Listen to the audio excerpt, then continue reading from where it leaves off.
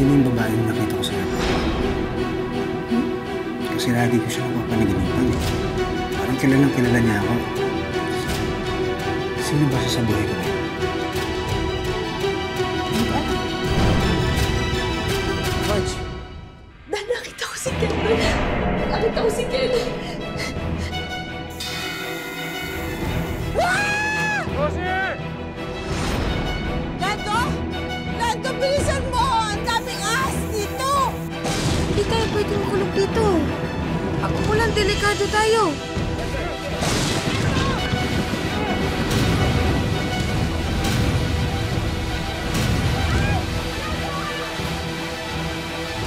Anong ginawa mo kay Lando? Ikaw may kasalanan nito! Ikaw! Ako na yung asawa ngayon. Kamukha na makikialam. Ako na bahala sa kanya. Sana maging maayos si Lando.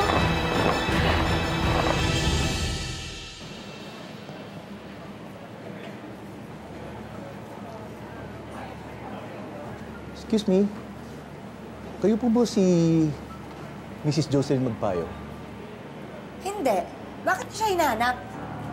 Kasi po, siya po nasa contact person sa ID ni Mr. Magpayo.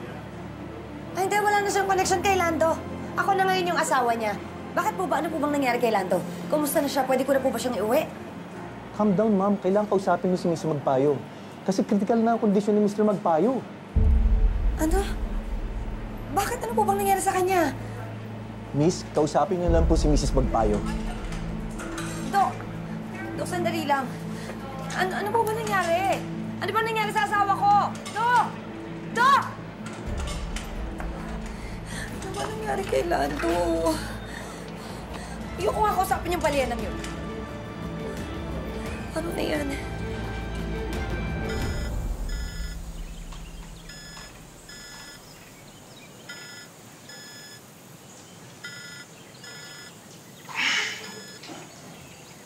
Hello. Hi, honey. Sino to? Nirefer ka sa akin ng friend ko. Sama na po ang number ko. Magkita tayo, may racket ako para sa'yo. Sige.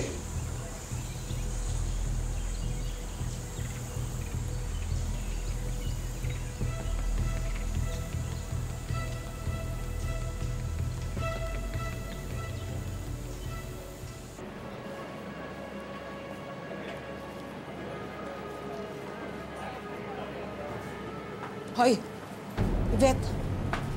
Ano? Ano nangyari kay Lando? Kumusta na?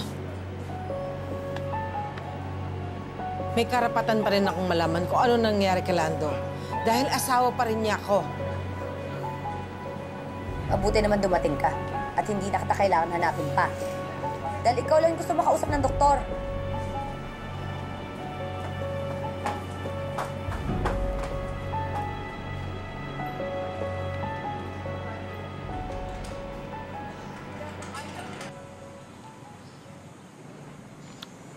Tatawagan na lang kita.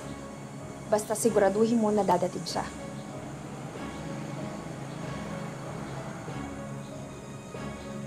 Sige. Akong bahala.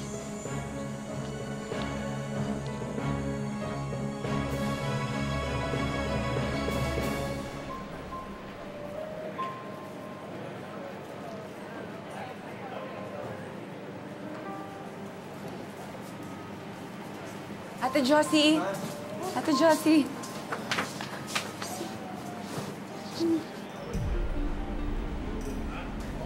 Hoy, ano sa tingin niyo ginagawa niyo? Ano to, excursion?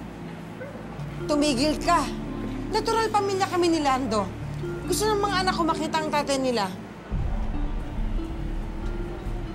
Ba't ba? Ano po ba nangyari kay Daddy?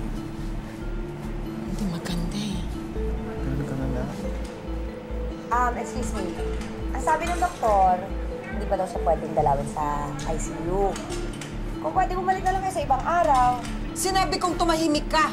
Mas stress si Lando. Mga anak niya to! Hayaan mong mga anak ko na makita tatay nila!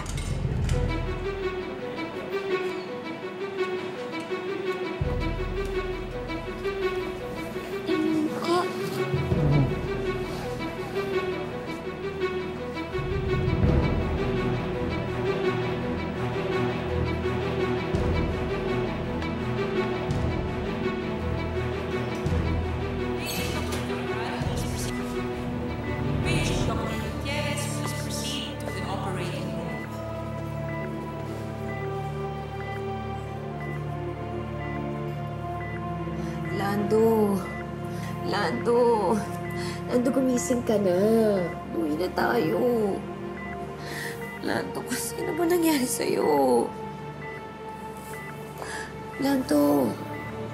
Lando, gumising ka na. Uwi na tayo.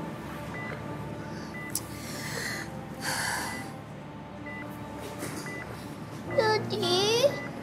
Ano nangyari sa'yo? Gising ka na? Lando, gumising ka na, Lando. Daddy? Lando. Dad, kung narinig mo kami, Dad, miss ka na namin. Dad, kung narinig mo kami, pagaling ka.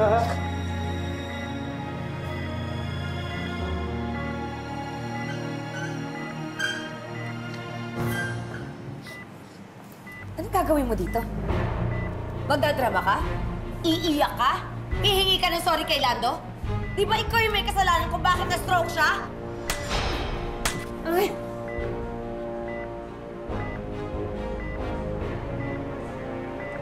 Matagal ko na dapat ginawa yan. Kapal ng mukha mo! Ha? Hoy! Hindi ba ako tapos sa'yo? Kapal ng mukha mo!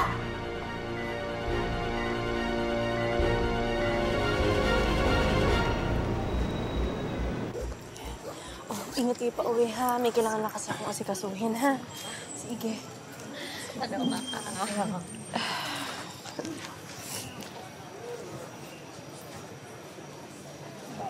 Art? Art?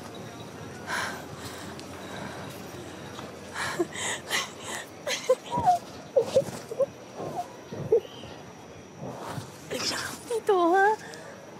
Miss, di ba ikaw yung nasa airport? Oo. Di ba nga, sabi ko nga sa'yo, ako yung asawa mo, si Sofia. Sorry pero hindi talaga kita matandaan eh.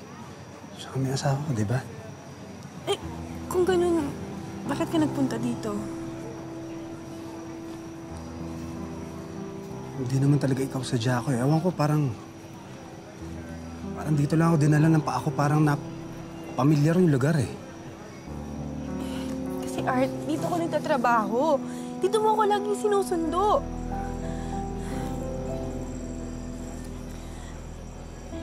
Ano ba talaga kailangan kong gawin para maalala mo ako?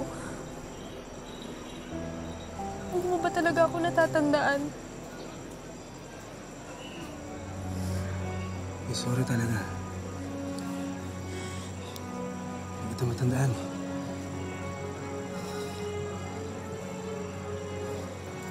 Art. Art.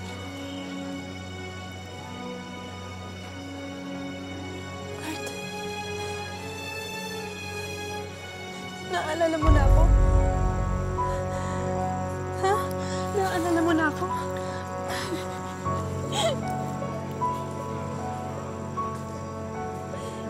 Nakikiusap lang ako.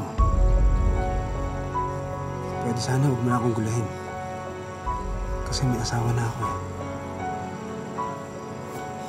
Sorry talaga, miss. Art.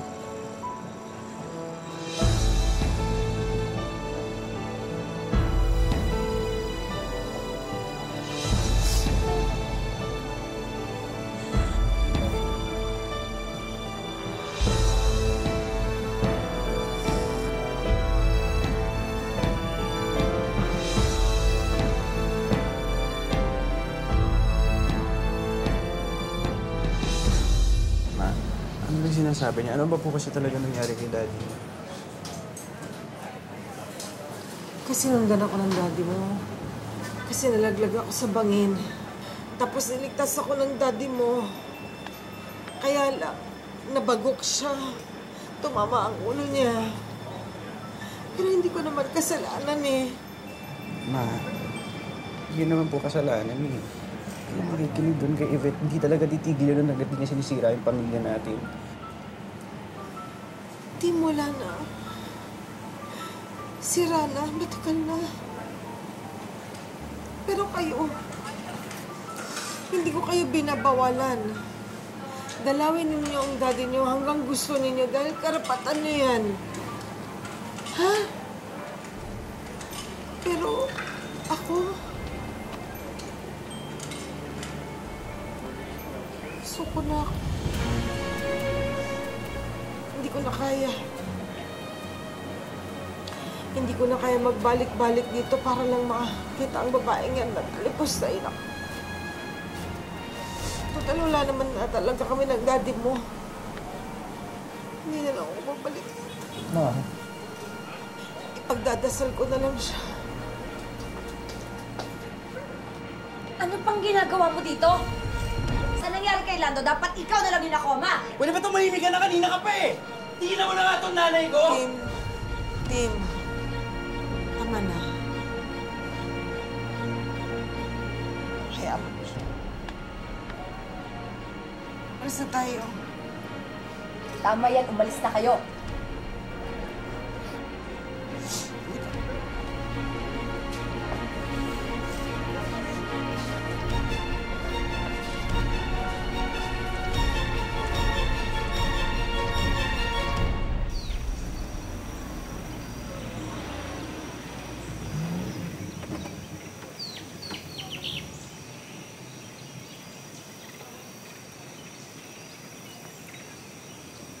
Greg? Josie? Oh, bakit bukas ang gate? Kasi nagmamandali kami kanina nila, Ate Tessa. Ba't andito ka? Ano ba nangyari? Halika, pasok ka. Kasi mahabang usapan eh.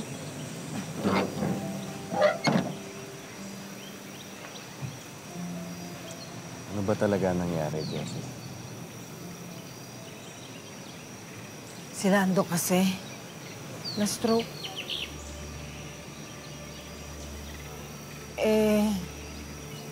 Hindi ko alam ang gagawin ko kasi ayoko na siyang makita. Pero kailangang malaman ng mga bata ang kalagayan niya. Yung kabit niya Baka kailangan mo ng tulong, kailangan mo maghahatid ng mga bata dun sa ospital. Gusto mo, ako nang maghahatid sa kanila. Ay, hindi.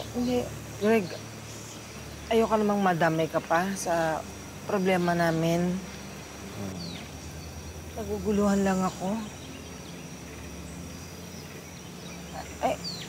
Bakit ka nga pala napasyal? Kuwan kasi,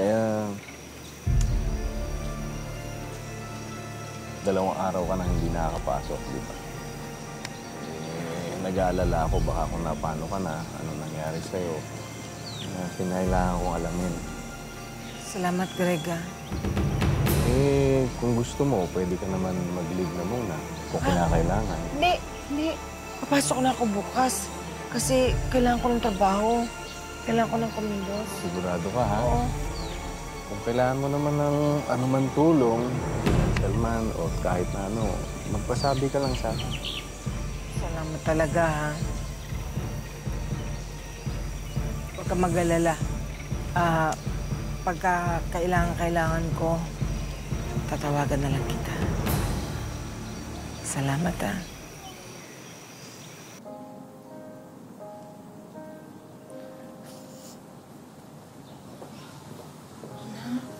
Missy, bakit?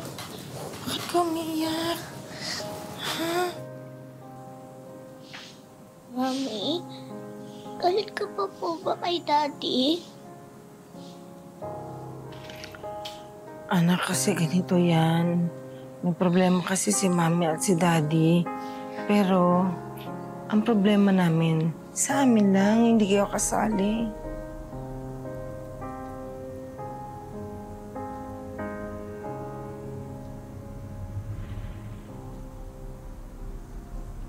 Natatakot po kasi ako. Baka mawala si Daddy. Huwag kang magsalita ng ganyan. Kung gusto ninyong bisitahin ang daddy nyo, kaya ng Kuya Tim mo, pumunta lang kayo.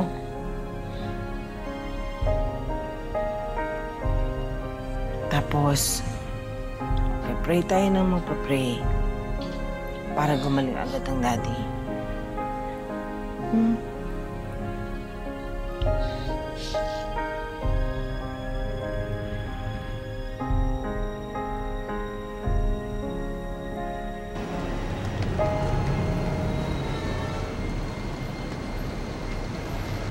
Alam mo, Mars, yung nangyari kay Lando, karma yan. Dahil sa pangangabit niya, yung napapala ng mga nangangabit. Ewan ko, Mars. Hindi ko na nga alam ang gagawin ko. Hindi ko na rin alam gagawin ko. Hindi ko alam kung bakit hindi ako biglang maalala ni Art. Tapos, pilit niya sa akin sinasabi na si Alice daw yung asawa niya, ako hindi. Ano nangyari yun? Hindi ko din alam, Mars eh.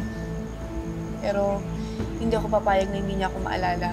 Kung kinakailangan ko siyang puntahan at ipaalala ko sa kanya lahat ang nangyari sa amin, gagawin ko. Hindi pwedeng basta-basta na lang niya akong kakalimutan. Kaya mag-iingat ka. Baka mamaya mapahamak ka. Hindi. Kaya mo yan, Mars.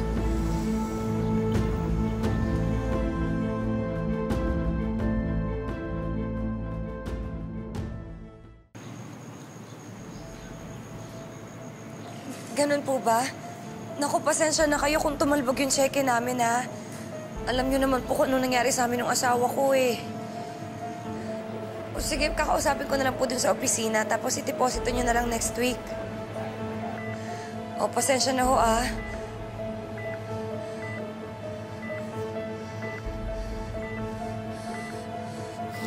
Lando. Lando. Lando, gumising ka na. Alam mo ba kung ano nangyayari sa atin ngayon? Baon na tayo sa utang. Lando naman eh. Hindi naman ganitong life yung gusto ko. Di ba pinangakuan mo ako ng magandang buhay? Pero bakit ganito? Baon na tayo sa utang. Lando!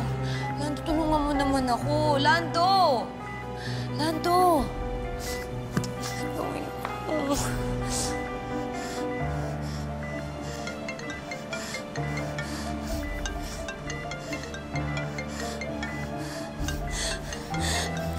Utang na naman. Ayoko na! Ayoko na ng utang. Ayoko na ng utang! Lando! Lando, tulungan mo ako. Kasalanan mo to eh. Lando! Lando, gumising ka na. Gumising ka na. Lando, baon na tayo sa utang.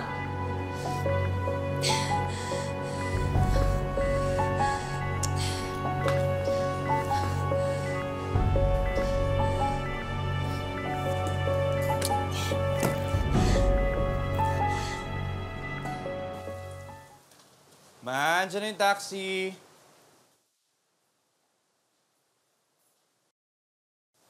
Maantayin ka na lang po namin sa labas.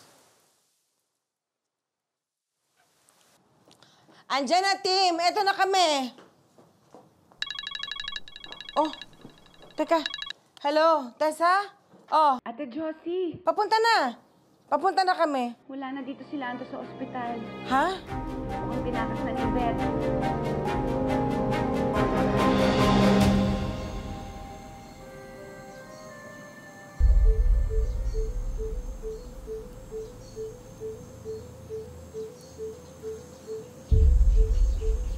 Marge, kung nagpunta ka dito para guluhin na naman kami.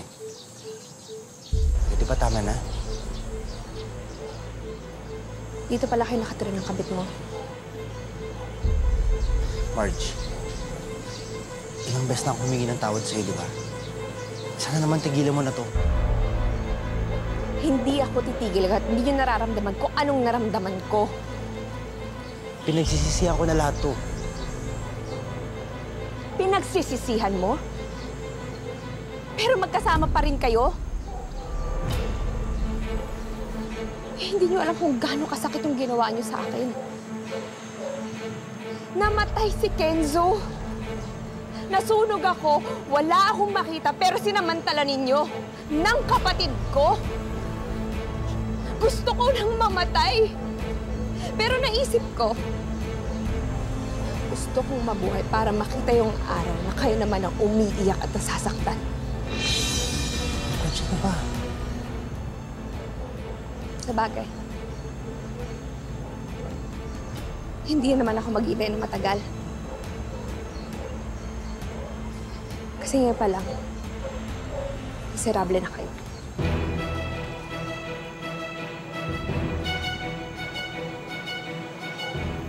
Marge! Marge!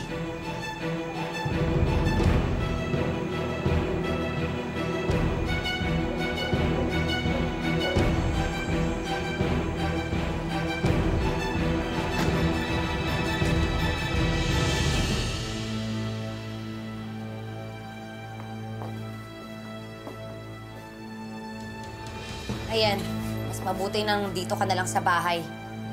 Total, mukha namang hindi ka nagigising eh. Lando, 3 buwan na ako naghihintay sa'yo. Hindi naman ako papayag na maubos yung pera mo.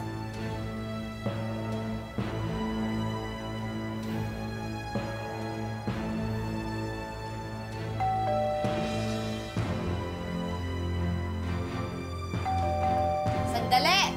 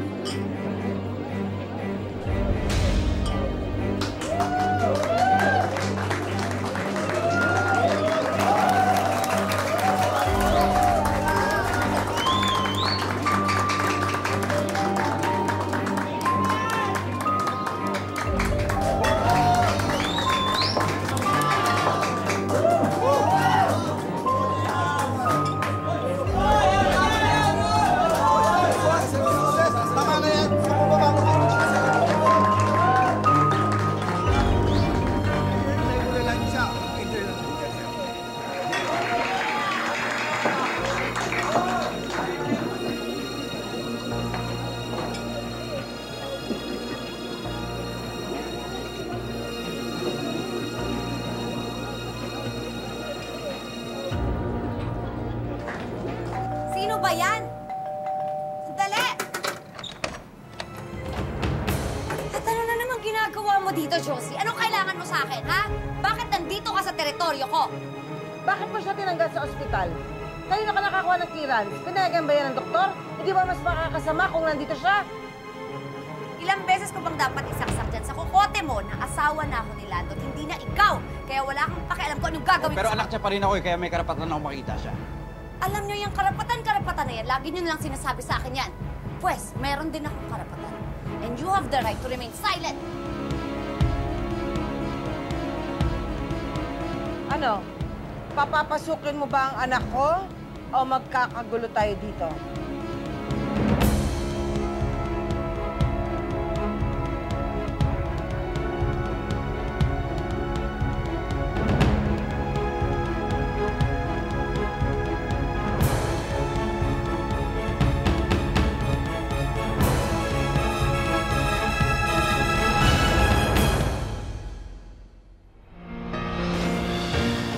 Marge, akala ko di ka na darating. Isip ko dapat bigyan kita ng pagkakataon. Hindi naman ako ganun kasama para pahirapan ka. Ano na naman ang binabalak mo? Hindi mo talaga titigilan to, na? Dan, hindi pa ako tapos sa kanila. Marge? Sayaw. Sayaw, sabi! Kulang, magkano kailangan mo? Ha? Sumayaw ka! Sofia, sino ka ba talaga sa buhay ko? Ah! Bakit ka sumama dito? Di ba sinabi ko na sa'yo na hindi ako papayag na kalimutan ako ni Art? Kapag hindi ka tumigil, idedemanda ko kayo ng ikaw. Bulok kayo sa kulungan. Yun nga palang second offer ko. On hold pa rin ba? Alam mo, Greg, asawa ko si Lando. Sigurado ka na ba dyan sa ginagawa mo, Yvette? Huwag ka na magulo dyan. Magagawa ko na lahat ng gusto ko sa property niya. Pwede ko nang ibenta lahat, pati siya. Ginagampanan ko lang yung papel ko bilang ina ng mga anak ko. Hanggang doon na lang. Alam mo, sorry dahil ayoko nang bumalik sa hirap. Ang ibig bang sabihin nito exclusively dating na tayo?